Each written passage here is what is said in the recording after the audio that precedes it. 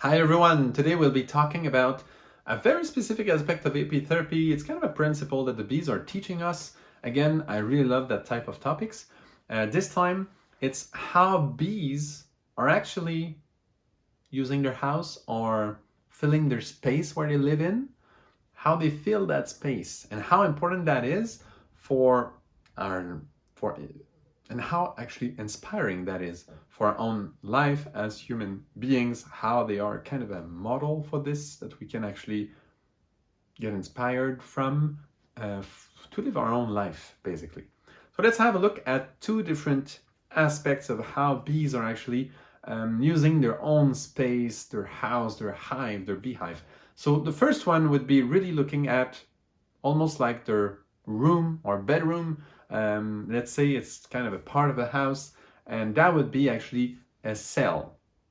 You know that a beehive is made of many different frames, and all those frames are, let's say, like slices of wax on those walls. Let's say in a beehive, you have cells on both sides, and those cells are hexagonal. You've seen those hexagons. If you see most logos of bee-related companies and so on have some kind of an hexagon on them.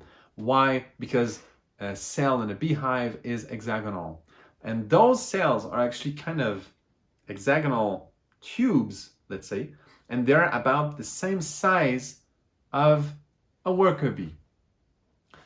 Why? Because a queen bee will actually lay the eggs in those cells, and then there will be a bee egg, so a baby bee, let's say, in that cell, and that egg will hatch, and then it becomes a larva, and then it goes through all its metamorphosis, and it finally fills the entire space of that hexagonal cell with its body, and it turns into the adult worker bee in that cell, and it fills the entire place.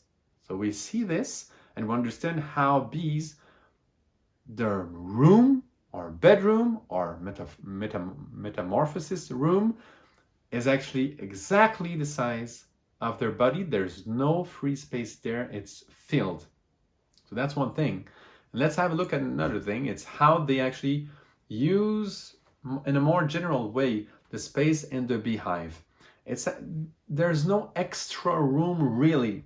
There's space for bees to go through and walk around, but they will fill any extra space with propolis and wax and so on. They don't like to have extra room. So yes, there's space for them to walk on both sides of those walls where those cells are drawn, but that's it. Other than that, it's full. Of course, they need room to bring in some honey and so on. So sometimes at the bottom of the, let's say, beehive, but if it's natural, very often it's in a hollow trunk of a tree, for example. Of course, there will be some extra space, but where they live and where they really build that wax, they try to fill their space. And now you'll think, oh yeah, there is a very logical reason for this, which is they need to keep a certain temperature for the brood, for the babies. And yes, that makes a lot of sense, but there's more than that. It's also that if the space is filled, there's no room for invaders, there's no room for even like mold and bacteria and so on, because every place is clean. They use every single place that there is in the beehive. So really, those alien invaders and so on, there's not much room for them because they use the space. So mold cannot really develop in a place that is being used all the time. It won't go there, specifically since the bees even bring in propolis, and they create, that propolis envelope around the beehive, and they put some propolis everywhere basically in the beehive, and that propolis does even more because it has those volatile particles that are actually filling the air up.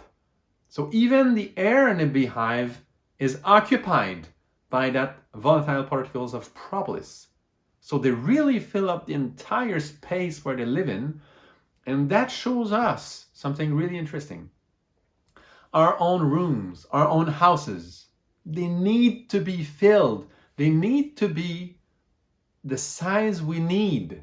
If we create a humongous house and we don't use it all, and we don't do nothing with the spaces, we need someone, a person that comes to clean it. Because otherwise, dust will get there, and then the molds could get there, the smell could get weird, and after a while, even like mice could come in if it's not perfectly sealed. Stuff can happen when you have open space that is useless and that is not, doesn't have some life going on in there. And that is an image that is very interesting. And that's why each space should be thought of and filled with something we want, something healthy. Let's give the image that what is happening in the cities, in the large cities. You have lots of cars passing by. There's lots of pollution. We don't think about that air, in between us and between, the pedestrians and the cars going around. We don't think about that space in between that has to be clean. Otherwise, what will come in?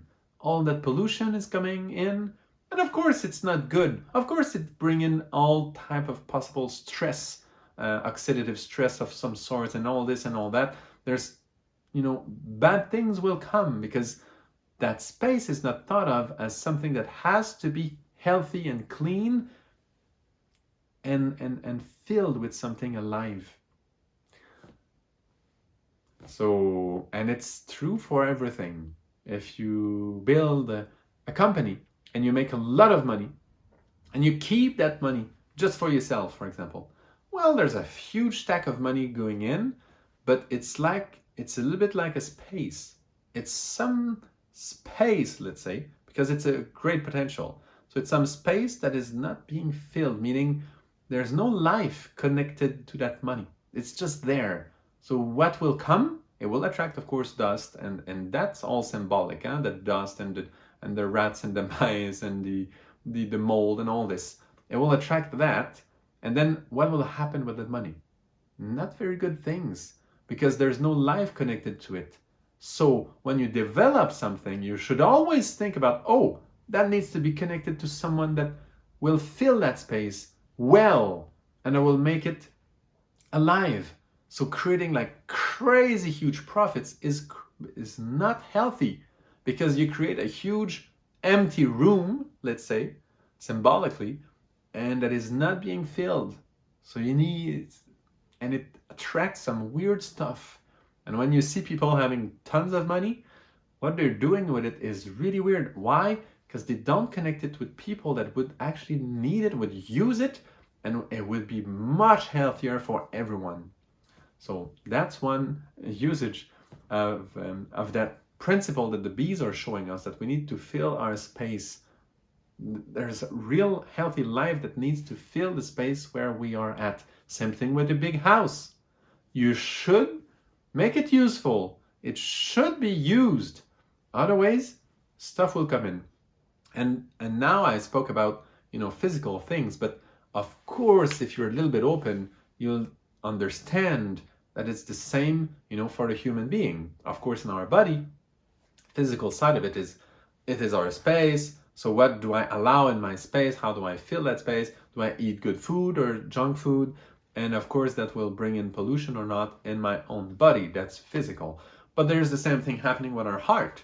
Our heart is like a huge space where great emotions, beautiful emotions, wonderful things can happen. Well, that huge space, if we don't take care of it, it's going to be empty. And when it's empty, of course, the dust will come. So you'll have some feelings that will come in that are not clean, that are weird, and then a bad smell will come in and stuff like that.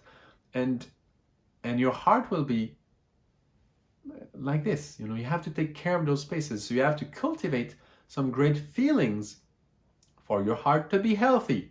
And the same goes with your head, let's say, with your thoughts.